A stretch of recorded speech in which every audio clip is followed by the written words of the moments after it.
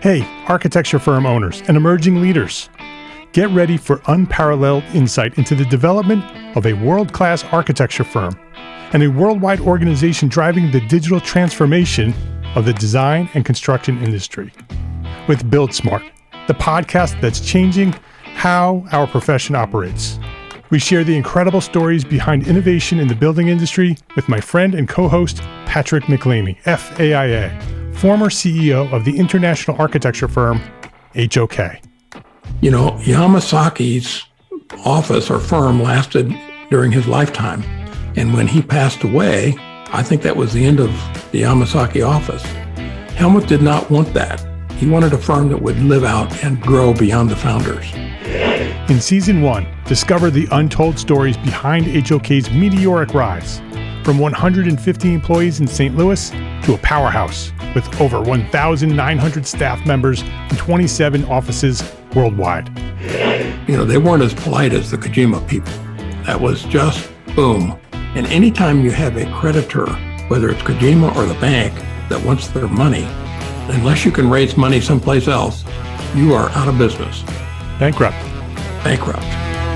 And hold on tight for Season 2, where Patrick takes us on a new adventure as chairman of Building Smart International, shaping the future of digital transformation in the design, construction, and operation of built assets.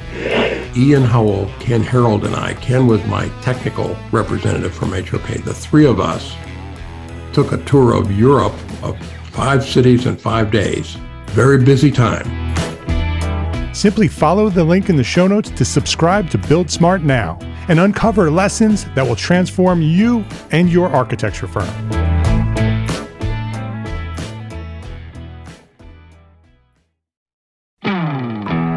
Hey, architecture firm owners and emerging leaders. Get ready for unparalleled insight into the development of a world-class architecture firm and a worldwide organization driving the digital transformation of the design and construction industry. With Build Smart, the podcast that's changing how our profession operates. We share the incredible stories behind innovation in the building industry with my friend and co-host, Patrick McLeamy, FAIA, former CEO of the international architecture firm, HOK. You know, Yamasaki's office or firm lasted during his lifetime. And when he passed away, I think that was the end of the Yamasaki office. Helmut did not want that. He wanted a firm that would live out and grow beyond the founders. In Season 1, discover the untold stories behind HOK's meteoric rise, from 150 employees in St. Louis to a powerhouse with over 1,900 staff members and 27 offices worldwide. You know, they weren't as polite as the Kojima people. That was just boom. And anytime you have a creditor, whether it's Kojima or the bank, that wants their money, unless you can raise money someplace else, you are out of business. Bankrupt. And hold on tight for Season 2, where Patrick takes us on a new adventure as chairman of Building Smart International, shaping the future of digital transformation in the design, construction, and operation of built assets. Ian Howell, Ken Harold, and I, Ken was my technical representative from HOK. The three of us took a tour of Europe of 5 cities in 5 days. Very busy time. Simply follow the link in the show notes to subscribe to Build Smart now and uncover lessons that will transform you and your architecture firm.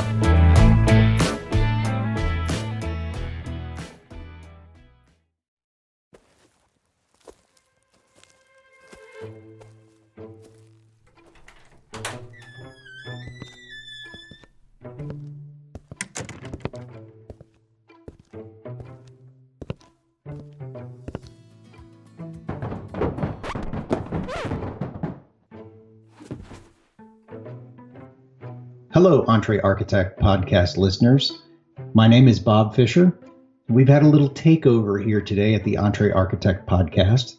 Mark turned his back for a little bit too long. We snuck into the studio and we've taken controls of the podcast. But there's a very important reason why we did that, and I think that you will appreciate our motives. Every week, Mark brings all sorts of experts that can help small firm architects be better at what they do. Along the way, Mark has built up quite a story for himself. In fact, EntreArchitect has been through quite a journey of entrepreneurship, and we wanted to shine a little light on that. So this episode, we are going to be interviewing Mark to find out more about what that journey was like and get the insider view. So Mark, welcome to your show. Thanks, Bob. It's very interesting to be on the other side, to be in this chair. And when I get my arms unbound from the chair that you've tied me up in to do this, I'm just kidding. I'm really excited about this. This is going to be a lot of fun. Thanks for hosting and for inviting me on my show. Not a problem. Now, the truth behind this is that we started talking about this back in June. Periodically, Mark, you and I will get together just as colleagues, and we'll catch up on what's going on with one another. And there have been some really big changes around EntreArchitect and in your life personally over the last 9 to 12 months.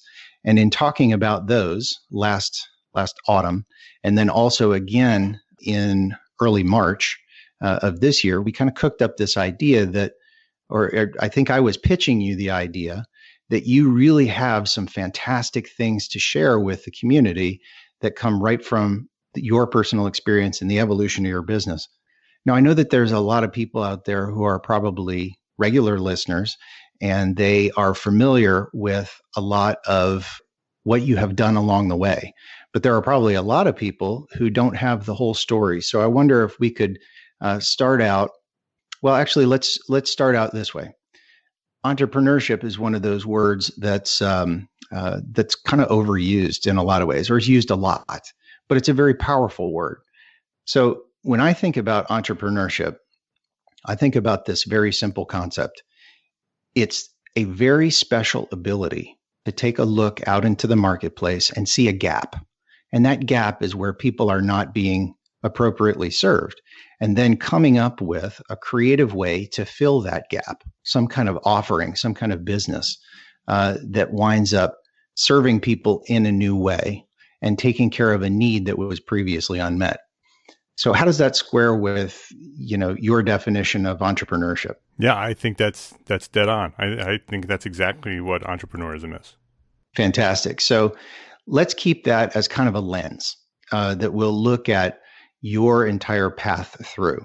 And sort of skipping back to the question that I started and abruptly stopped, take us through kind of the history of EntreArchitect, where you began and where you saw opportunities or gaps in how the market was being served and what that caused you to do. Yeah, and I think I may go even further back than we originally discussed, because I think it really does start with my dad and me as a child, because my dad is a retired auto mechanic, and he owned his own business, had his own repair shop, had pumps out front. And when I was in my, I was 12, 13 maybe, I started working for him, just sort of pushing a broom, cleaning the lot, and eventually graduated to pumping gas, and then eventually did some repair work. And as a child, you just look at your dad and it's like, that's just his job, right? And later on, when I just decided to be an architect when I was 10, and I just focused my whole life on becoming an architect, to the point where I've manipulated the evaluation tests in middle school to make sure that it would come out positive for architect. So I was going to be an architect no matter what. And that was my plan, and went through architecture school at Roger Williams University in Rhode Island, graduated there, worked for a bunch of different firms, looking at sort of gaining experience in different types of firms, working for very small firms, working for very, very large firms, ultimately settling down, working for KG&D Architects in Mount Kisco, spent a few years there, sort of a medium-sized firm, and learned what I needed to learn, always with the idea that I would start my own firm. The reason I started with my dad is because my dad was an entrepreneur. And I guess that's what sort of inspired me to be the entrepreneur, which I never really understood. I never really recognized that term or what that was until later. and definitely didn't recognize my father as an entrepreneur. I just thought he was a mechanic who owned his own business, right? But as you start doing it yourself and you start learning about business and learning about entrepreneurism and what that is, I look back and he absolutely was an entrepreneur. He ran his own business. He was a car collector. He would buy and sell Corvettes, Chevy Corvettes. And so I grew up as a Corvette kid, going to car shows and flea markets, and he would restore cars. He would buy them in really rough shape, and he would restore them and he would sell them. And, that was a big piece of what he did. And that's entrepreneurism. And so everything that he did was coming from this entrepreneurial spirit. I don't even believe that he recognized himself as an entrepreneur, even probably to this day, although he probably has recognized it now because I've talked about it in the past. But that's definitely what inspired me to want my own firm. And so as soon as I could, we launched our own firm. And so I met my wife, Anne Marie McCarthy, who's also an architect. I met her in my first architecture job. It was her second architecture job in Ridgewood, New Jersey, Barry Postganzer Architects in Ridgewood, New Jersey. And that's where we met. And very quickly fell in love. And I'm not going to go into the whole love story and the secrecy behind it. And nobody knew that we were even dating. And when we left, we announced that we were going to get married and shocked the entire firm. But we did get married, and we went off to Westchester, New York. Anne Marie got a job in Katona, New York, working for a sole practitioner. And I went to work at KG&D Architects in Mount Kisco, and went there for several years. And then eventually we both got licensed. We launched 5Cat Studio with Anne Marie's license. I launched a sort of an interim company called the Construction Documents Company, where I did basically side work for other architects. I did construction documents and existing conditions, mostly existing conditions, where I would go in and I would measure homes, put together the existing conditions drawings, and then, provide those services to architects. Maybe one of the most profitable businesses I've ever created. Sometimes I wish I should have just stuck with that because it was so focused and such a low overhead. But that sort of gave me the opportunity to move on from KG&D before I was licensed, but allowed Anne Marie to start the firm, which was originally Anne Marie McCarthy Architect with her license. She had gotten licensed, and we launched the firm. And that firm, once I got licensed, we renamed it. We actually incorporated it, McCarthy LePage Architects, PC, and created the brand 5Cat Studio, and built over the years a firm that serves Westchester County, New York. We call them high-end small projects, which were additions and alterations, family rooms, kitchens, master bedroom suites, garages, but for very high-end projects, very wealthy people. And sort of found that niche. That's probably the first entrepreneurial in the world of architecture where we recognized that there was a niche there. After trying to be, as 29-year-olds launching our own firm, trying to instantly compete with the firms that were 30, 40 years old, designing the big Greenwich houses and the big Westchester County houses. That's what we wanted to do. And so we launched the firm thinking that's what we were going to do to 29-year-old kids who really had no idea what we were doing, right? And failed miserably at that, but recognized that there was that niche of those big firms didn't want those little projects at the time. And those projects weren't being served by the other sole practitioners and small firms. They sort of had the lower level clients. And so there was this high-end market that wasn't being served adequately. And we recognized it, built a brand around it, and really capitalized on it, and built a really successful firm in Westchester called 5Cat Studio. And people who've heard me talk about this in the past know that I say this all the time, but I believe it, that I joke very often that Anne Marie and I make the perfect architect combined because she loves architecture. She loves design. She loves the traditional path of architecture. And I love business. I'm passionate about it. I'm passionate about the game of business and the interaction with clients and people, right? And managing people and working with people and helping people, solve problems. I love that. I'm passionate about it. So together we work really well together. And so the 5Cat very quickly found success both internally and externally. When I launched 5Cat Studio, I soon started writing a blog called Living Well in Westchester. It was a blog intended for our clients, our market, and it was a very early blog when blogs just started. We had one of the first websites. We launched the firm in '99. We had one of the first websites in all of Westchester County for architects, and I can confirm that. We had our website before probably 99% of the architects in Westchester in '99, which is late for websites, but that's pretty common in architecture. But started that blog.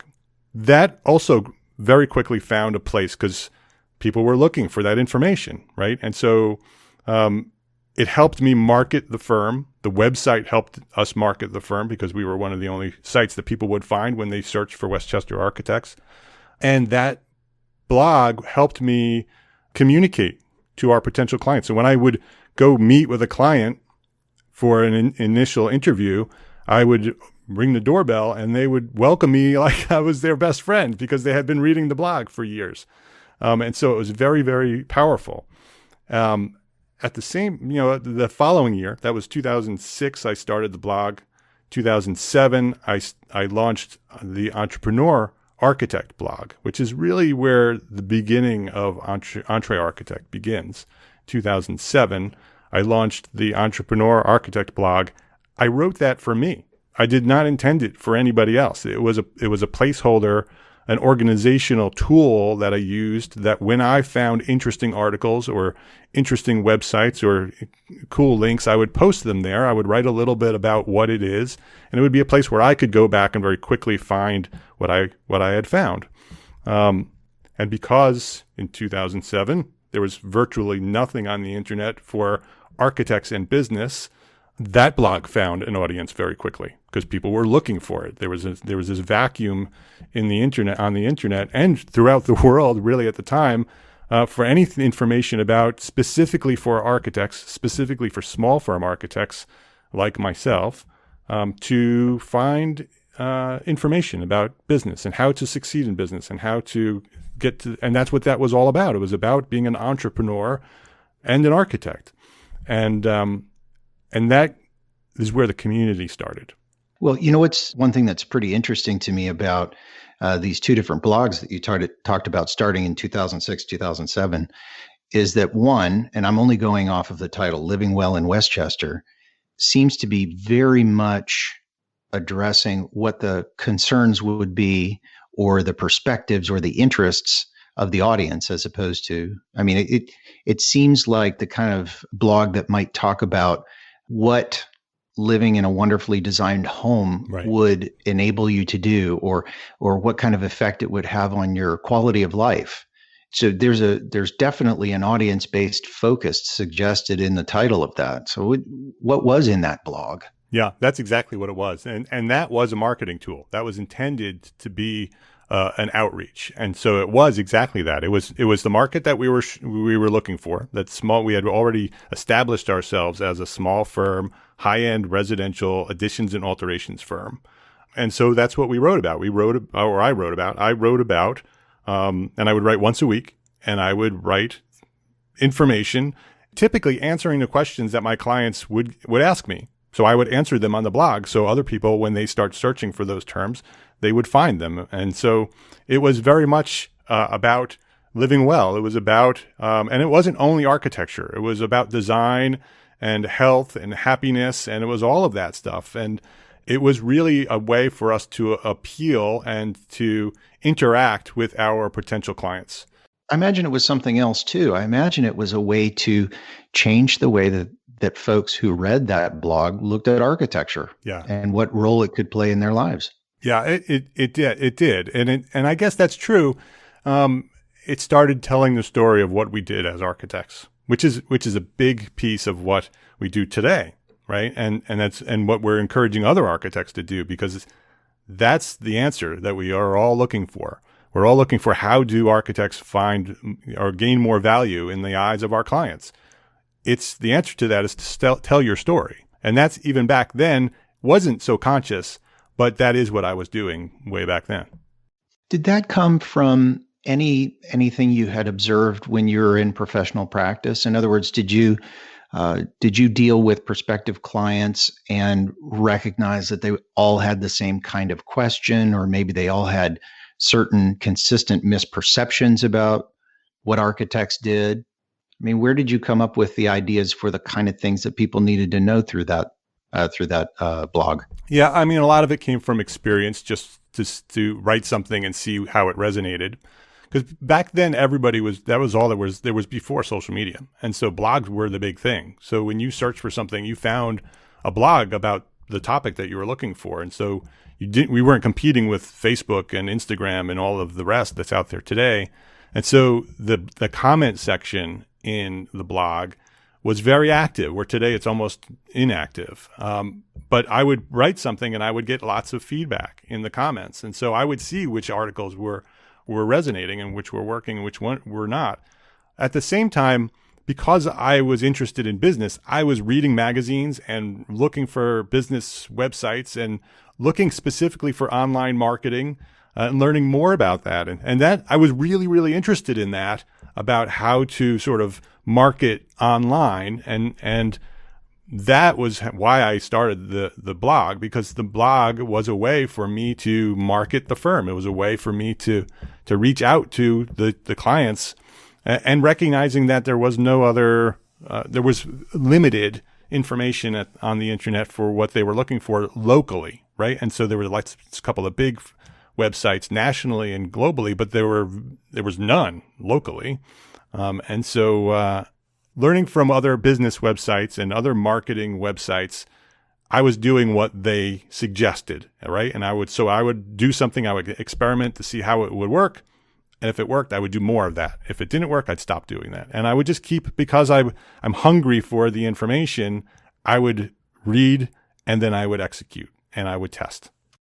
Well, it seems like you always had to reach outside of the field or outside of the domain of architecture to get this information. Like you weren't seeing a whole lot of sources that had to do with the business of architecture.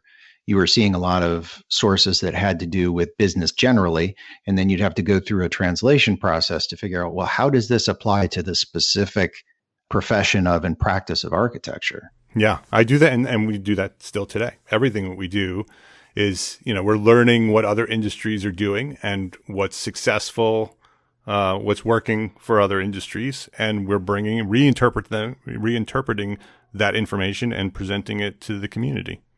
What was it that first indicated to you that there was some kind of market for this knowledge, or that there were a bunch of people out there who were practicing small firm architecture who really were not just needed to know it, because everybody needs to know it, but really were hungry for the information, who wanted to know it? The community told me. What happened is that I launched the blog, Entrepreneur Architect, for myself in 2007. That blog found an audience, right? And the community was formed. It formed in the comments section of Entrepreneur Architect. And you can actually still find that blog out there somewhere. It was actually markarlepage.wordpress.com. If you search for it, I'm sure you'll find it. I think there's also a website, Time Machine, that you could find everything that we've done in the past.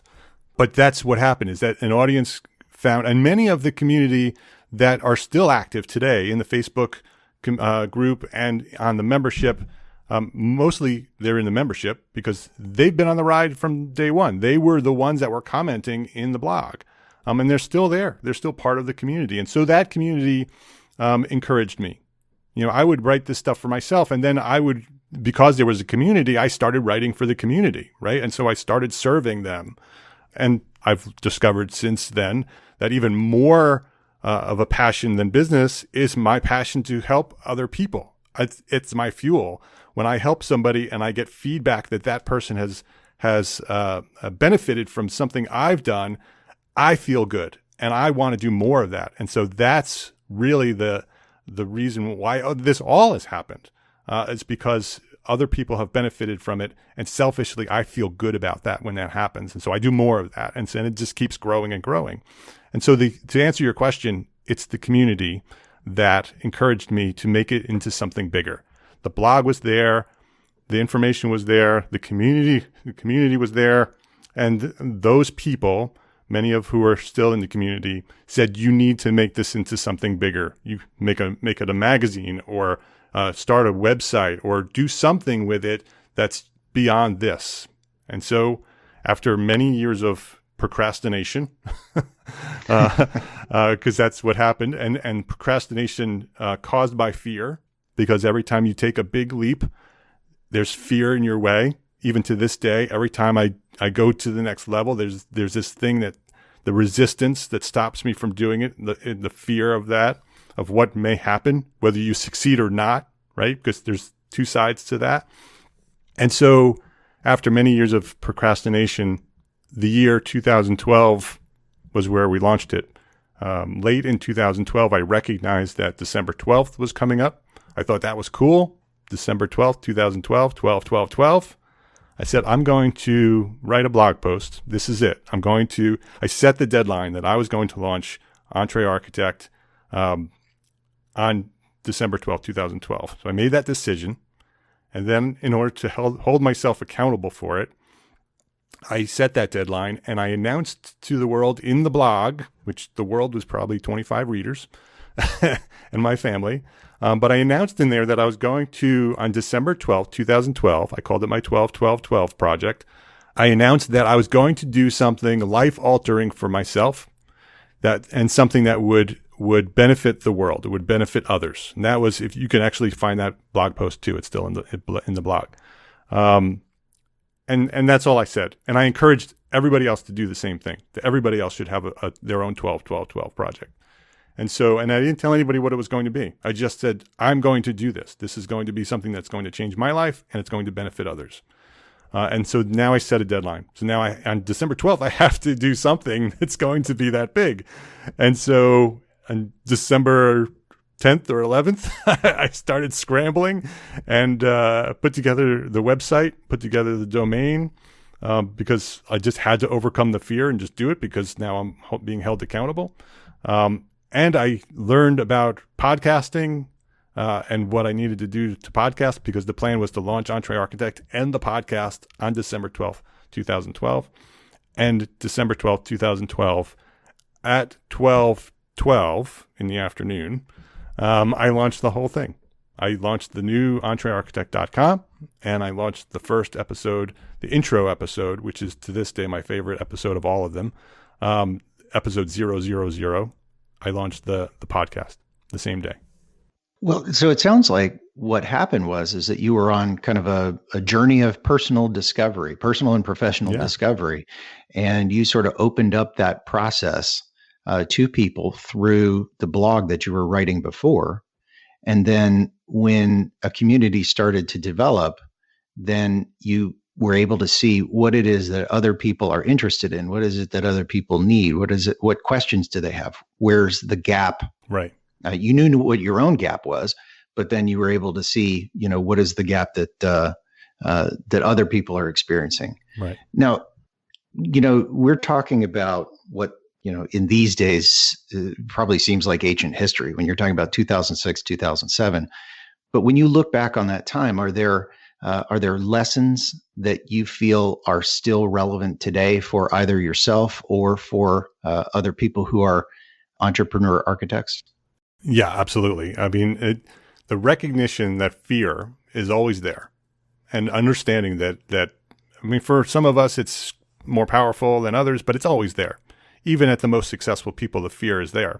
And so recognizing, in order to overcome fear, you need support, which I had as a community. The community was encouraging me to do this.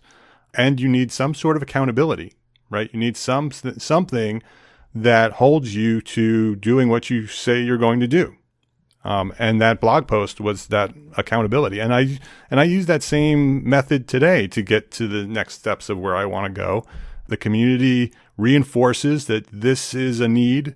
This is the gap that needs to be filled, right? They keep looking for something that's not there. And so there's a gap. I recognize the gap. I try to create a solution for that gap. And then I hold myself accountable in some way to respond and to launch and execute on the solution to resolve to fill the gap. So tell us a little bit more about that fear. What is it that you were afraid of?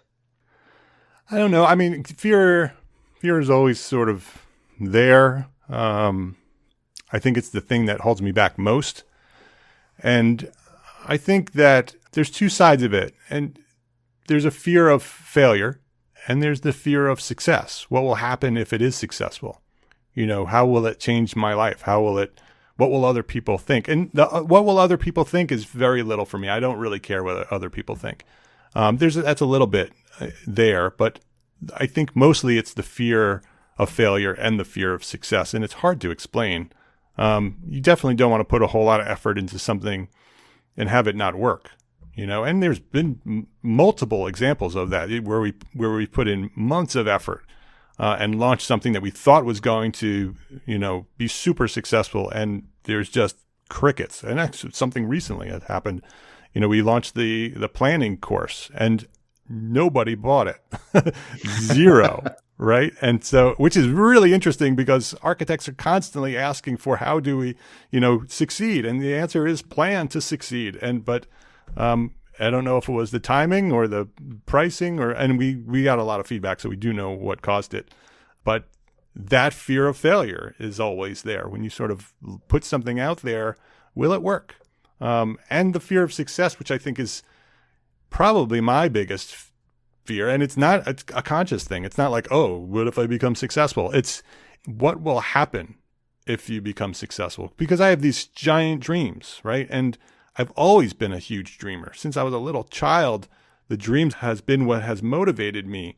But I am also the type of person, and I know many other architects are the same, we're big dreamers, but we really enjoy the dream, right? If we execute on the dream, then the dream goes away. And that's not a conscious thing. It's just the way we are. And so I have had to learn over my lifetime as an adult that the dreams are really important, right? My mom taught me that. Dream big because you'll never get to where you want to go if you don't dream about it. But there's a second step to that. You also need to execute. You can dream your whole entire life away. And if you don't put some intentional plan and some intentional process to execute on that dream, you will just continue to dream.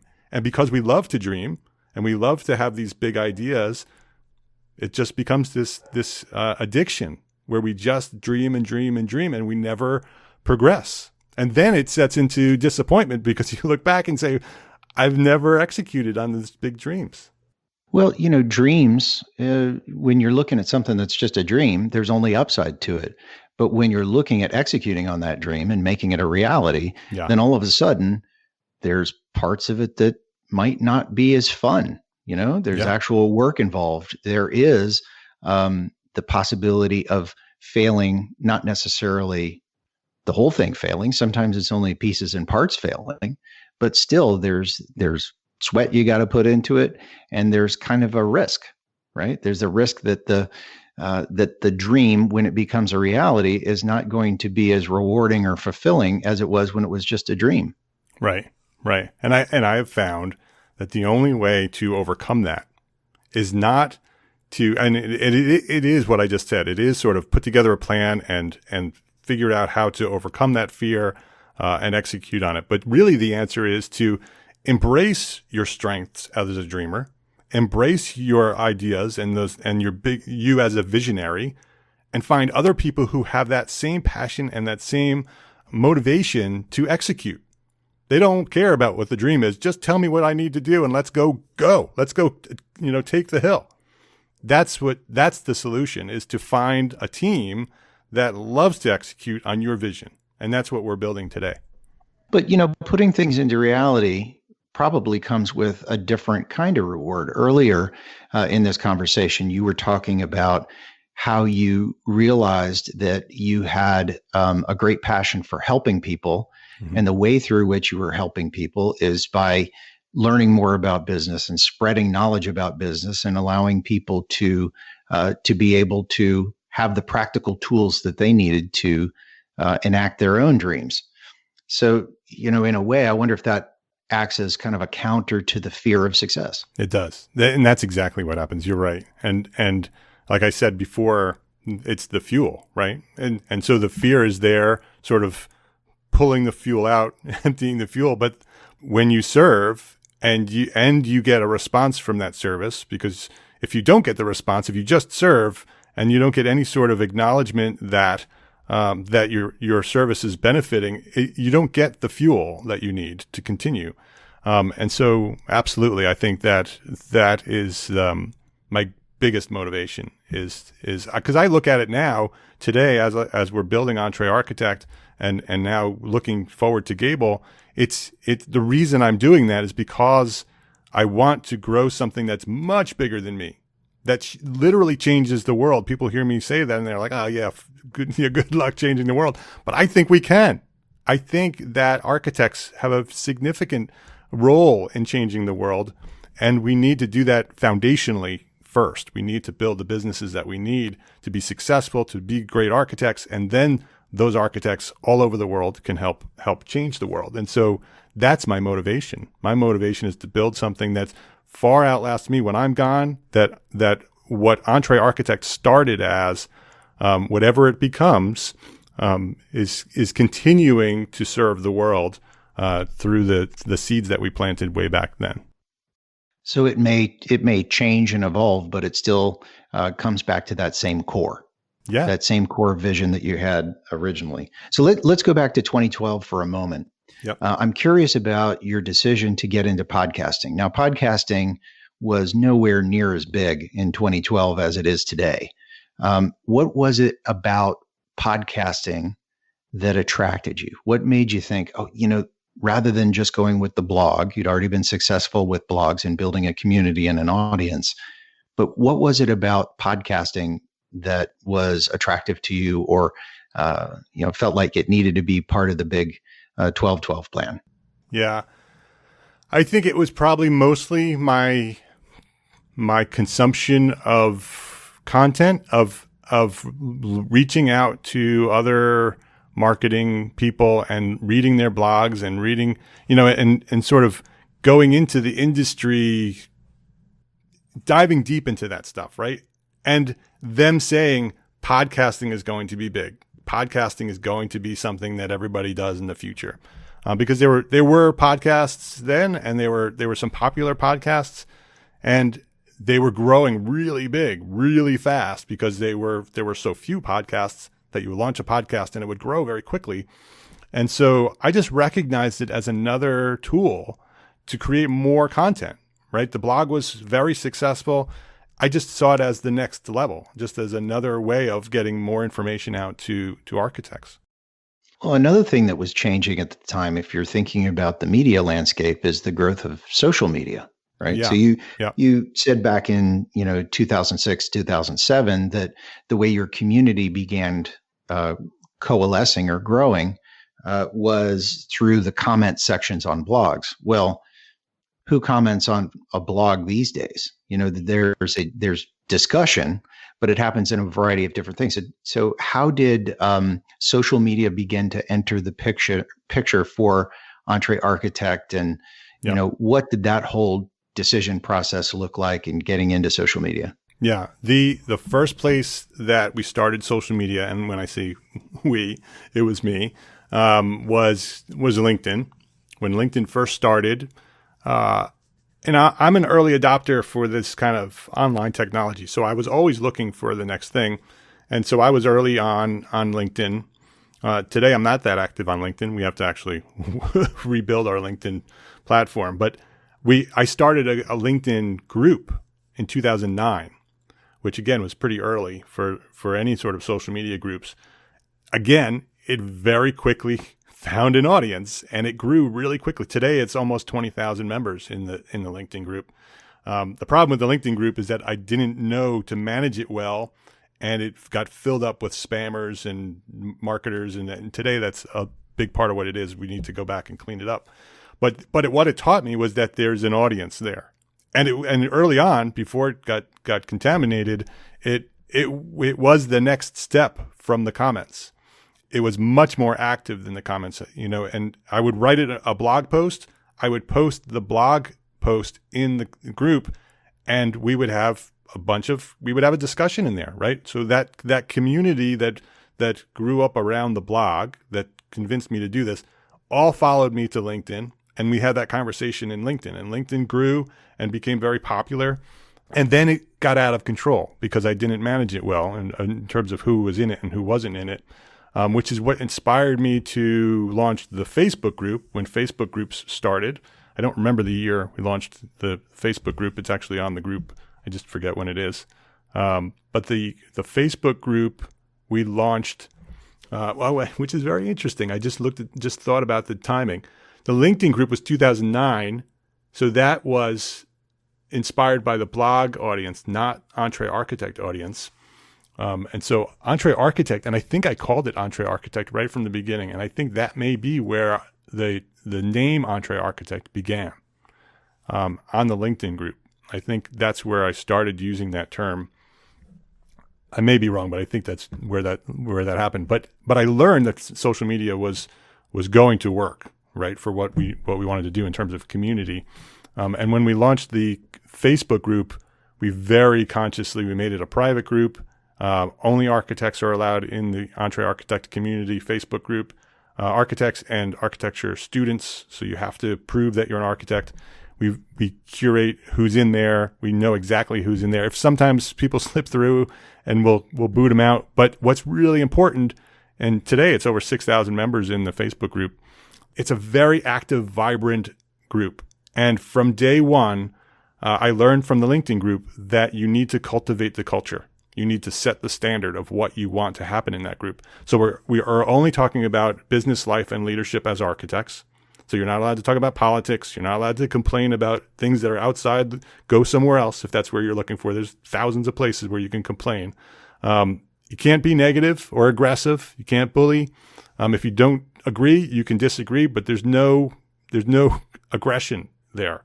It is a place of positivity and support and encouragement for architects, where it's a place where, because it's private, we can have this open conversation. Our clients are not there. Our consultants are not there. The businesses who are trying to sell to us are not in there. It's just us. And so we can talk about money. We can talk about clients. We can talk about building inspectors. And every day there's dozens of posts with 50 to 100 comments on them, and it's a vibrant place. And it's because we've been very, very intentional about the culture in that group. We have several volunteer moderators that help make sure everybody's playing well together and filter who comes in. And so we've learned a lot with social media. And the thread is that community, the community building. The LinkedIn group started it. The Facebook group is there. And everywhere else we're on social media. We use the different social media. We have Twitter and Instagram are really more about reaching out, just sort of pushing information out, whereas the LinkedIn group was and the Facebook group is to bring everyone together to create that community. Man, I tell you, there is an entire different discussion about the relationship between community and culture. When you say community, in the type of clients that we deal with, which tend to be mid to large size firms, creating a culture for that community of people is absolutely paramount for leaders. So there's a whole other conversation to have there for sure. But there's one point I think, since we're kind of going through your path chronologically, there's one point I want to make sure that we do cover, and that's the point at which you focused entirely on EntreArchitect, because I know for a long time you were still working actively in 5CAT and you had EntreArchitect going on the side. And I don't think when you were doing that, you were always monetizing EntreArchitect, or that's not really the right kind of word. You weren't, it wasn't a business in the sense that it didn't generate revenue and that kind of thing. So what was that transition like? Yeah. When I launched EntreArchitect as a platform, I launched it as a business. And so from day one, when I went from the personal blog to EntreArchitect, I launched it as a business. And the reason I launched it as a business and not just this side thing is because I from day one wanted it to be something that was life altering, something that would change the world from day one. And so the only way you're going to do that is to have some sort of funding, some sort of revenue to come into this organization that will allow us to grow and support the architects that we need to support, and to create the resources and create the tools and to create the technology to meet our mission. And so from day one, it's been a business. And so the way we did that is after the first year as EntreArchitect, we just sort of, again, I'm talking I just basically continued writing the blog, continued doing the podcast, continuing nurturing the community wherever we can. And then again, it was the community that, I saw the gaps from what the community was looking for. So in the comment section on social media, people would start talking about, you can see which posts were most popular, and you can find the gaps of what people needed. And so in order to monetize, and I have no problem using that word because that's exactly what we did, is we took a non-revenue business and monetized it. We figured out a way to bring revenue into this model in order for us to grow the model. You can't grow the model without some sort of funding. And so the first thing I did, and it was very easy, is I took all of my forms and checklists that I developed for my own firm, 5Cat, and I packaged them up as PDFs. I organized them and put them in folders and packaged them up in a zip file. And I named it EntreArchitect Foundations, and I offered it for sale. And it's still for sale. It's still something that sells every week. And it's just standard business forms and checklists that we built for our own firm. It even still has the 5Cat logo on it. The idea is to take my forms and edit them for you, and you go use them. And it instantly found success. Again, because there were people looking for it. They looked for it and they found it and they bought it. And back then it was really hard to sell things on the internet. You had to put a bunch of different different technology sources and different websites to get people to put their PayPal in, and it was really difficult to sell those original packages. Today it's a lot easier because we have a platform that allows us to do it. But because of that success, I said, okay, well, why don't I take my contract? Again, something that I found people talking about all the time, looking for a solution for small firms and sole practitioners. The standard AIA contracts that are out there are really good. They're really good for certain things, but they're also really scary for our clients. And so our market, really small projects, I worked with my own attorney, and we built a custom owner-architect agreement for my firm. Worked really well, and so I packaged that up, and I actually started that as my first course. That course is also still available. And so the course is me walking people through how I built my own custom owner-architect agreement, and the template for my agreement was free with that course. And so I would just walk them through what we did, how we did it, and they could take our documents and edit them however they want to edit them. That too became really successful. So I very quickly realized that that this was going to work, right? That this wasn't just a place where people were going to consume information, but it was also a place where people looked for the resources for them to be successful, and would purchase them. And so we proved the model and proved that it would work, and then it continued creating courses and other things, and it just kept growing and growing and growing until we decided to launch a membership, and that was sort of the next level. Right. So the beginning business model was all built around delivering value through resources and education, knowledge about how to wind up using those resources, right? Right. Exactly. Yep. So what did you, were there certain ways that you could have made money that you said, no, I don't really want to do this? So like advertising is an example. What was your attitude toward advertising and sponsorship and that sort of thing? Yeah, we started, I don't remember exactly where we started sponsoring the podcast. I had no problem with that. The reason we didn't use sponsorship is because we didn't have a very large audience. We were very, very niche, right? We were serving architects only, and we were serving a niche of that niche. We were serving sole practitioners and small firms. And so that, although it was a really thriving, vibrant community, wasn't very big when it came to advertising and sponsors. And so we couldn't really reach out to sponsors and have anybody pay us to sponsor or advertise on the site. It was something that I looked at. It just wasn't something that would work. But once the podcast gained traction and there was an audience around the podcast, I created something called our platform sponsorship, which is still how we do it. We don't actually, it's not a podcast sponsorship. They sponsor the entire platform. And so when someone sponsors EntreArchitect, they sponsor the platform or the podcast, they sponsor the blog and in the newsletter. And essentially, I looked at it sort of like the PBS model, where a big corporation comes in and they just sort of support the entire mission of PBS, public television. And so that's the model I looked at. I said, it's not about how many downloads I have for my podcast. It's not about how many views on my on my blog. It's about providing access for that company to access my community. And that's what we're selling. We're selling access to our platform. And so advertisers started recognizing that was a value, that if you wanted to reach this specific niche of small firms, we were one of the most successful, biggest platforms for small firm architects in the world. If you want to reach that audience, then here's a way to do that. And that worked really well. And today it still works.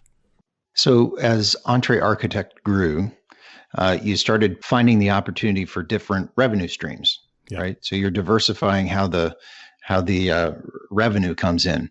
You've got products that you offer. You had training and education.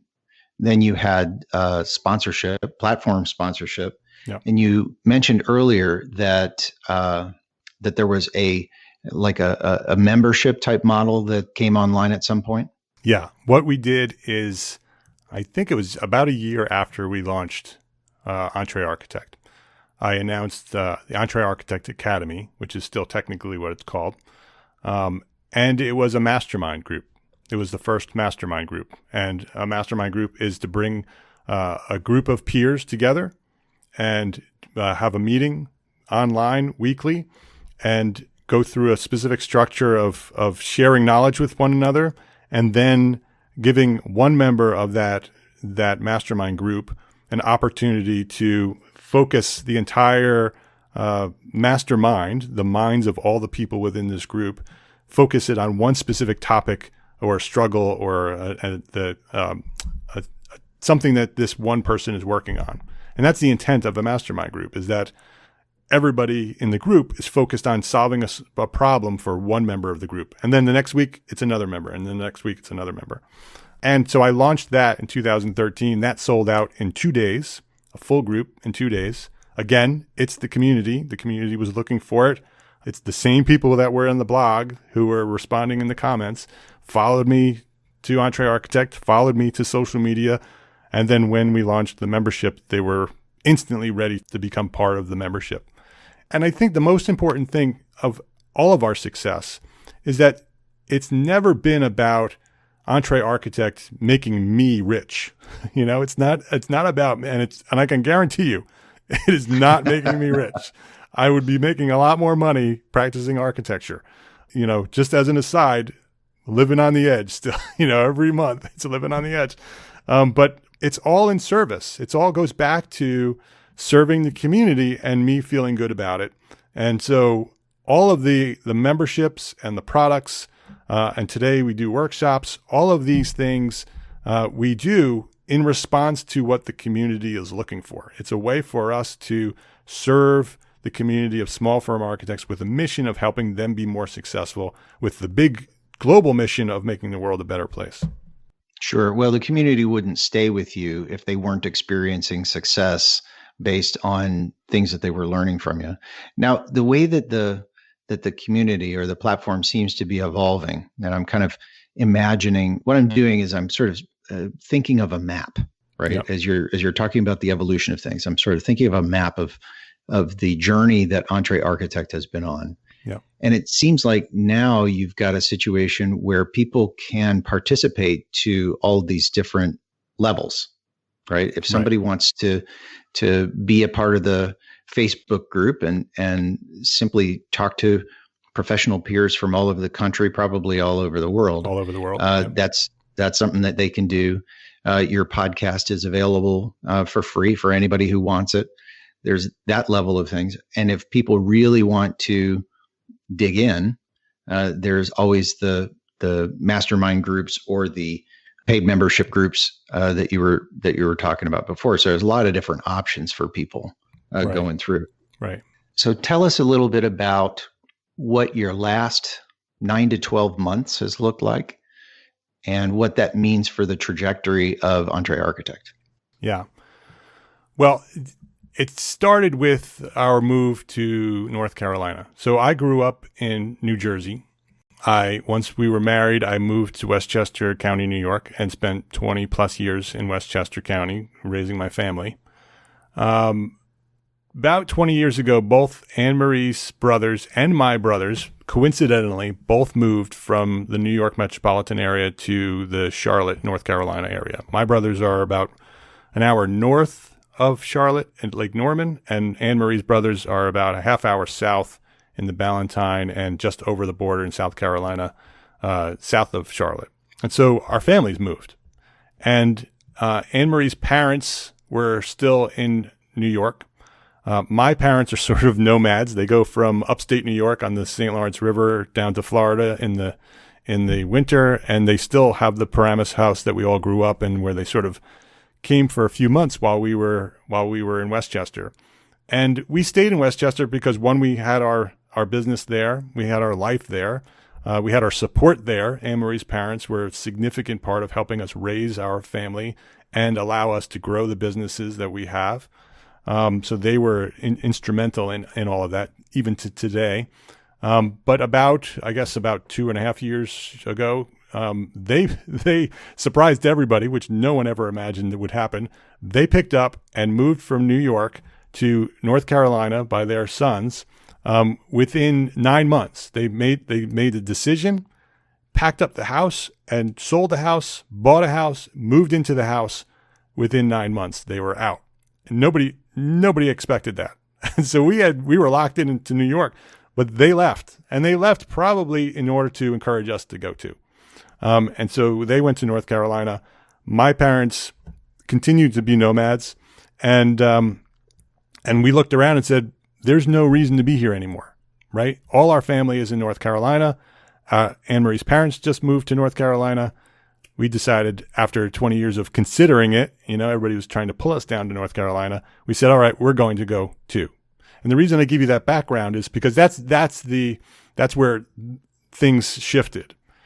In July, we finally made the move. So we sort of, over the last year and a half, brought 5CAT down in terms of workload, because we didn't want to leave a big giant workload in New York while we were moved to North Carolina. So we reduced the workload to a couple of projects, and we're still just wrapping up at just a few loose ends up there now, and essentially shut down the New York 5CAT studio, moved to North Carolina.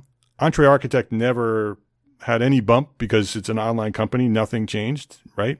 And so the intent is to bring 5CAT Studio to North Carolina. The plan for 5CAT Studio in North Carolina is to move more towards development rather than client-based work, and that's the plan for that, which is probably delayed now with the pandemic, and so that's probably on hold for now. But over the years, and right up to when we moved, like you had said, our focus went from 5CAT to EntreArchitect. That in order to build EntreArchitect into what I want it to be, I recognize that I have to put all my effort into it. And so we continued to practice. We even today still are practicing architects, but most of my energy now is building EntreArchitect. When I moved from New York to North Carolina, it triggered some events.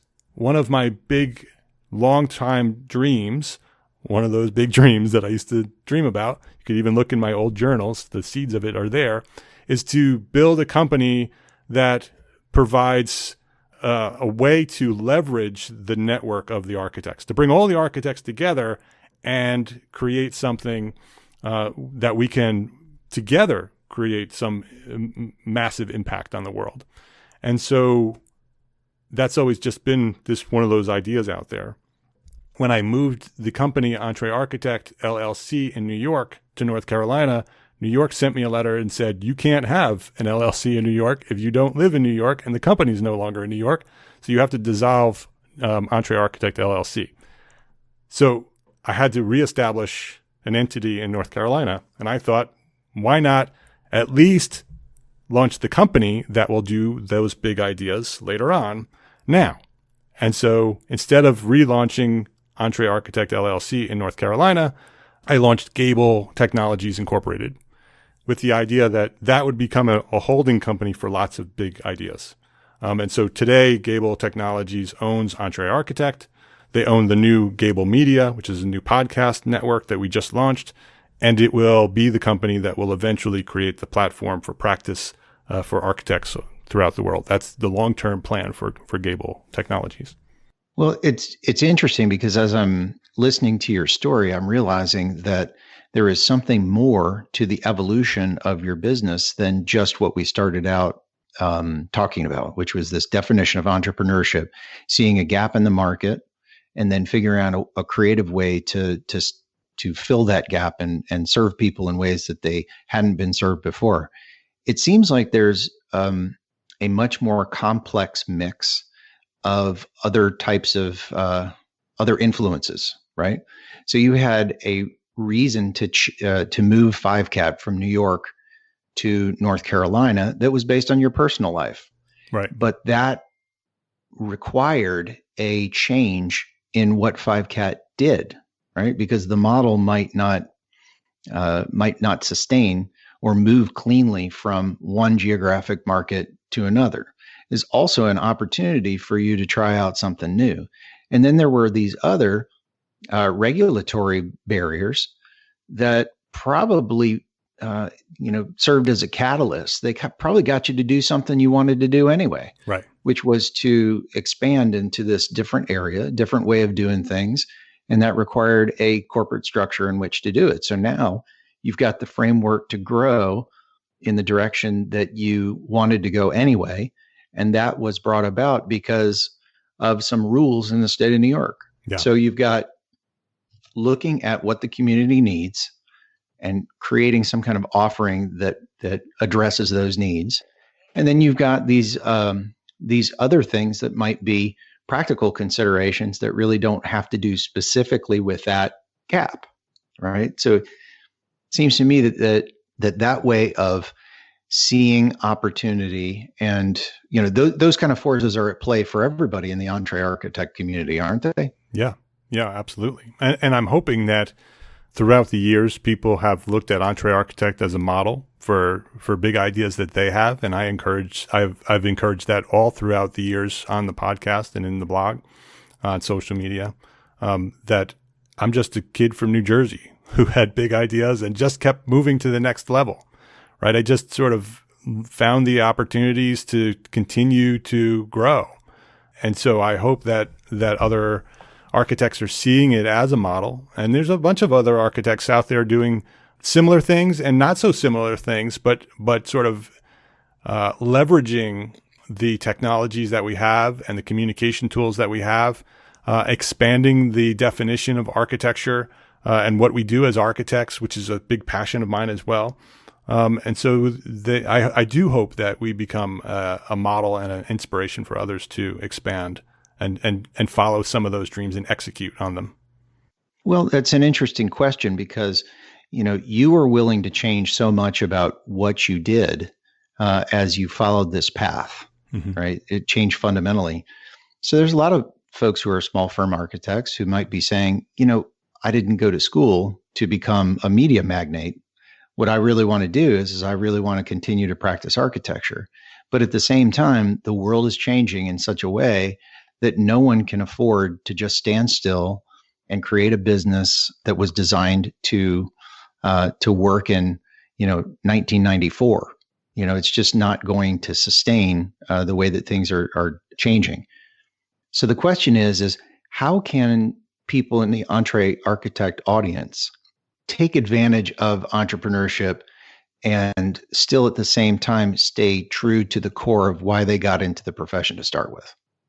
Yeah, first of all, I think every small firm architect is an entrepreneur architect. That was why the name was named that. It was named after what I was doing, but I believe that if you have launched your own firm and you're practicing architecture, then you're an entrepreneur architect. And so to build a strong traditional architecture firm is a fantastic mission, and you should continue to do that. But I think that if you have a passion or maybe just a dream that, you can do something bigger or something different or something that's related to architecture and expand what you're doing as an architect, or something unrelated. Although, EntreArchitect is a media company, but it 100% revolves around architecture and supporting what we do as architects. And so I've never left the profession. Right now, because we've moved from New York to North Carolina, I basically on hold with the practice. If I didn't move, I'd still be practicing. But even if I didn't, this is something that I've said in the past, that once you become an architect, you are always an architect, because we are trained a very specific way. We think a very specific way. We are inherently different people, the way we think and the way we solve problems.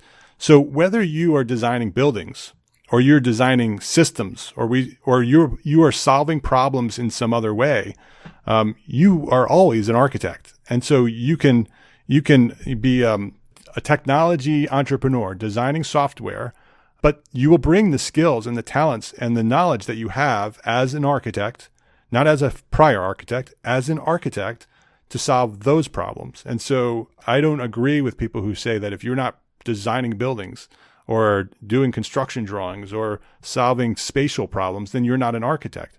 Anybody who tells me that I'm not an architect, we can have a big, long conversation about that, because I will always be an architect, and I will practice again, and I will build buildings again.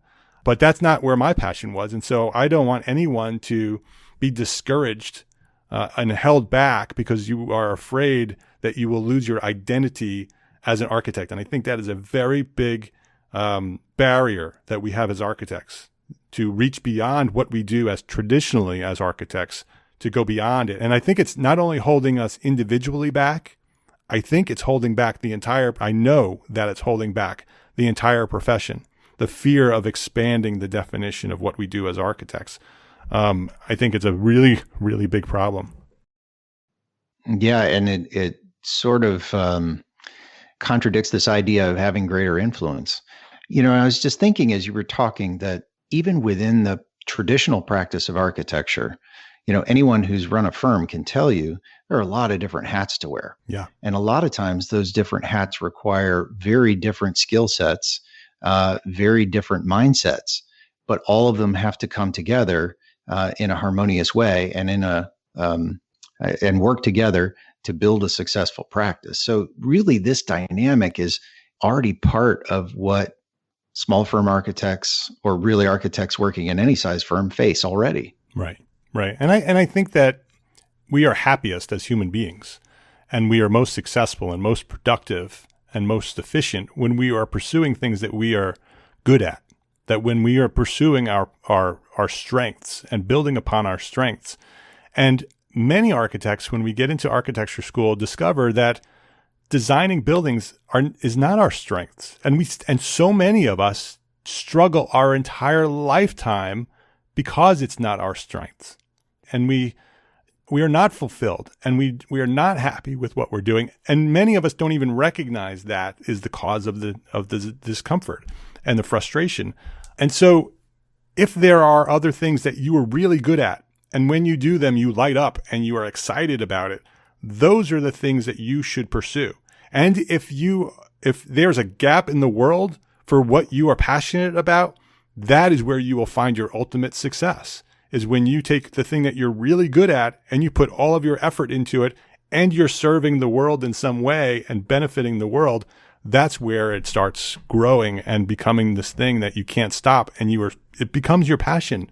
It becomes the thing that makes you happier than anything else in the world. And sometimes it brings money, And sometimes it doesn't, and you're still really happy. Yeah. And as long as you're staying true to that core, how you're serving that core can take a lot of different forms. Right. Well, Mark, we have been at it for quite a while, and it's probably time for us to wrap up our conversation. Is there any question about your journey that you wish that I had asked?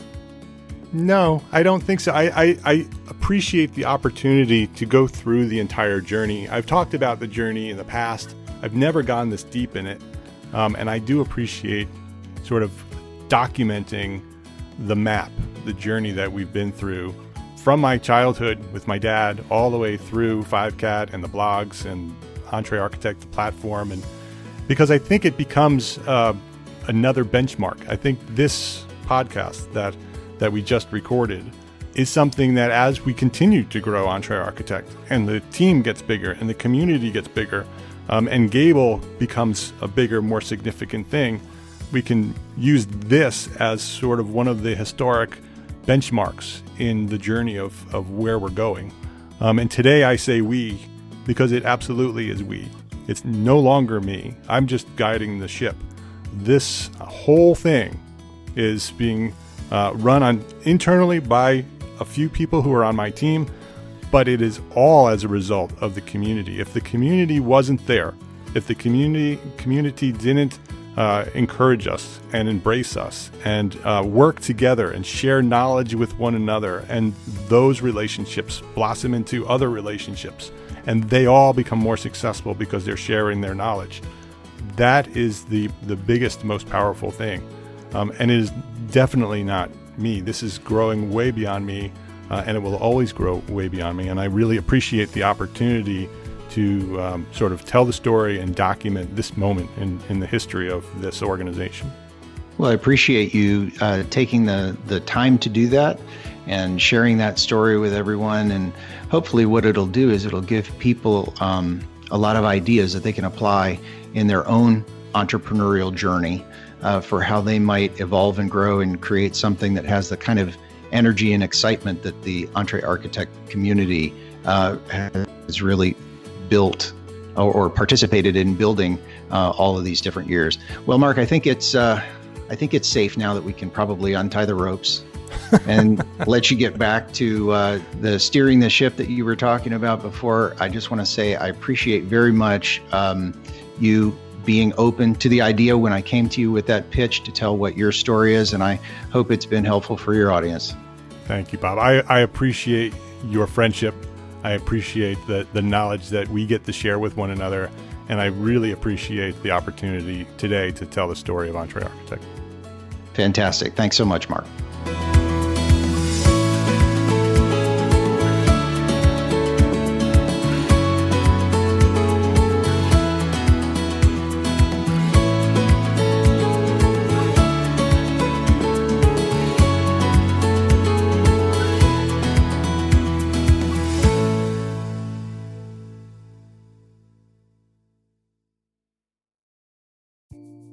Imagine earning continuing education credits while doing exactly what you're doing right now. Well, you can. Gable Media has revolutionized the way you earn your continuing education credits with a groundbreaking approach. Forget running around town and scouring the internet for credit-worthy courses. Fulfill your CE requirements effortlessly by listening to engaging podcasts just like the one you're listening to now. Our podcasts are designed to educate, entertain, and inspire, all in a user-friendly environment. But wait, there's more. Architects, Gable Media is also approved as an AIA continuing education services provider. Upon completion, we handle everything, from reporting your hours directly to the AIA to storing your certificates in your personal Gable Media profile for your self-reporting needs. So follow the link in the show notes and start earning your credits in the most innovative and entertaining way possible with Gable Media. Attention architects and creative minds, get ready to supercharge your brand with Build Your Brand, the podcast that's unlocking the secrets of branding success for creatives. Hey there, it's Mark Arlepage, founder of EntreArchitect, and I'm inviting you to join my friend, architect marketing expert Jeff Eccles at Build Your Brand podcast, where he explores the captivating stories of the world's top brands and transforms their lessons into powerful moves for small firm architects and creatives like you. In Season 1, Jeff shares the thrilling tale of Southwest Airlines, where he dissects their journey to the summit and distills it into strategies tailor-made for you. It's important to keep in mind that companies like Southwest compete in the real world, just like you, and face real-world challenges, just like you. You might be surprised at how similar those challenges are to the struggles that you grapple with on a day-to-day basis. Don't miss out on your blueprint for success. Subscribe, tune in, and let's build your brand together. You may have noticed that the very best brands in the world are also known for having somewhat unique corporate cultures. That's often the glue that holds everything together when they encounter those rough spots. We don't do it because it inconveniences the passengers to whom we are primarily dedicated, the short haul, frequent flyer. Follow the link in the show notes to subscribe to Build Your Brand today. Remember, no matter the size, the journey's the same. Your brand's journey to the top starts here.